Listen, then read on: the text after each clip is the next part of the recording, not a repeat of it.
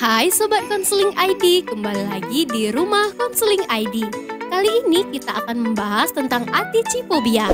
Nah Sobat Konseling ID, ada yang tahu nggak ya apa itu atichifobia? Berjuang dan berusaha adalah hal yang harus kita lakukan sebagai seorang manusia.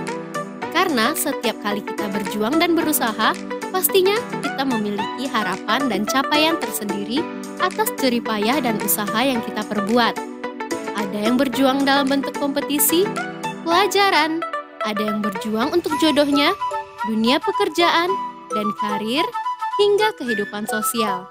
Namun, tidak jarang juga kita menemui atau mengalami kecewa yang disebabkan oleh kegagalan atau kekalahan yang kita alami.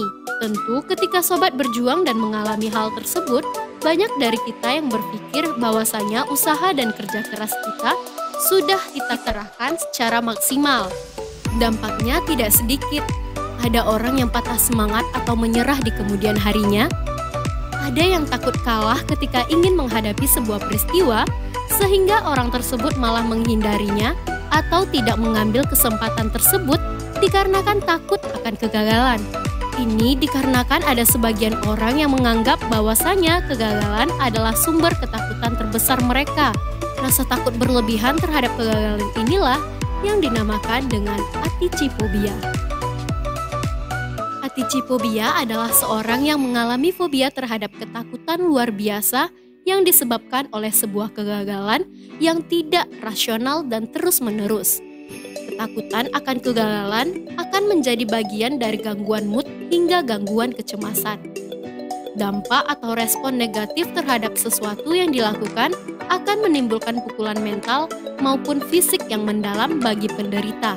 Hal ini dapat terjadi dikarenakan adanya faktor traumatik akibat pola asuh orang tua yang ketat atau otoriter yang tidak mentoleransi kegagalan dengan baik. Pada dasarnya, fobia ini dapat dialami berbagai kalangan, dari anak-anak hingga orang dewasa.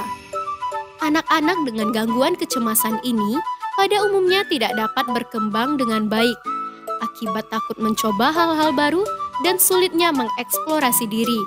Berbeda dengan orang dewasa, biasanya akan menyebabkan kehilangan banyak peluang dan kesempatan hingga tingkat percayaan dirinya akan terganggu disebabkan rasa takut gagal yang dirasakannya.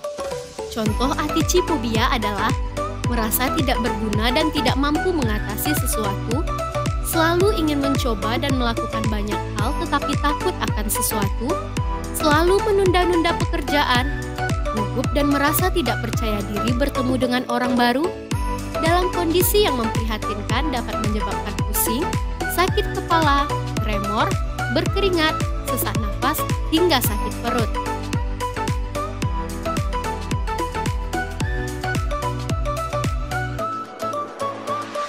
Ciri-ciri orang yang beresiko terkena atichifobia adalah seseorang dengan pengalaman traumatis yang berhubungan dengan kegagalan di masa lalu atau minder, merasa memiliki harga diri yang sangat rendah ataupun menilai diri sendiri dengan sesuatu yang tinggi dan menganggap dirinya tidak layak, tidak pantas, dan tidak bisa. Dituntut untuk mencapai standar yang tinggi dengan keterbatasan ataupun tidak mentolerir kegagalan dan kesalahan. Zona nyaman seseorang tersebut tidak akan mencoba hal-hal yang baru dikarenakan sudah nyaman dengan kebiasaan dan kehidupan yang dia lakukan. Dikarenakan hanya ingin melakukan sesuatu yang sesuai dengan bidangnya.